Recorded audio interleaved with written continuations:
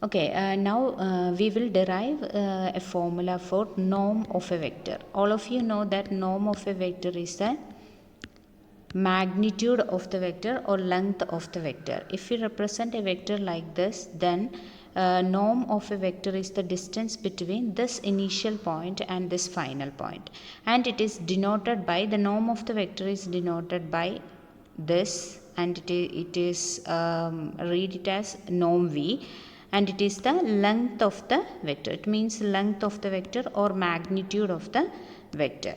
So first we will derive how we will calculate the magnitude of the vector if its component is given.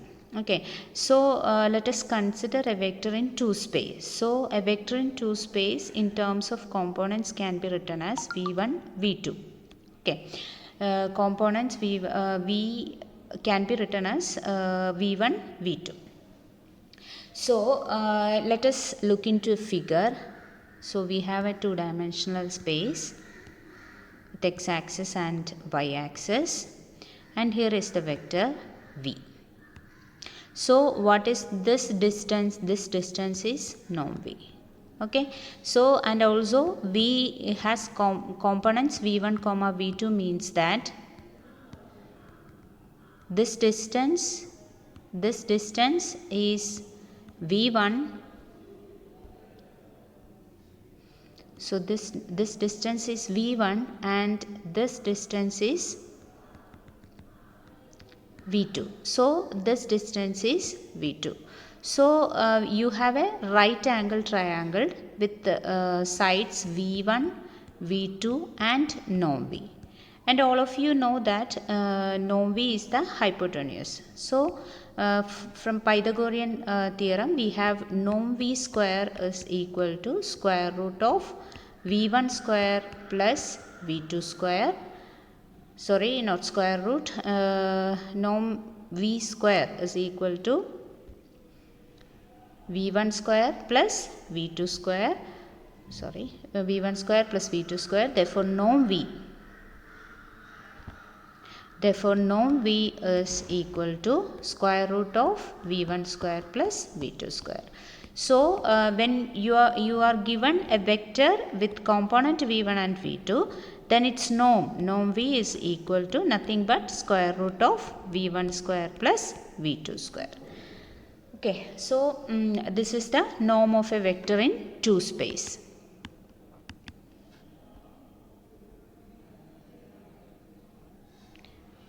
Okay, now we will look into what will be the norm of a vector in 3 space. So if we are giving a vector v in 3 space with components v1, v2 and v3, then what will be the expression for norm v in terms of v1, v2, v3? We just look into the figure. This is a 3-dimensional space with the x, y and z axis. This is y axis and this is x and this is z. Then let us denote the vector v by like this, and its components as v1, v2 and v3. So this is norm v. So as all you know, v1, v2, v3 is a point. It is a point distance v1 from x and v2 from y axis and v3 from z axis. So it can be denoted like this, that this distances can be denoted like this.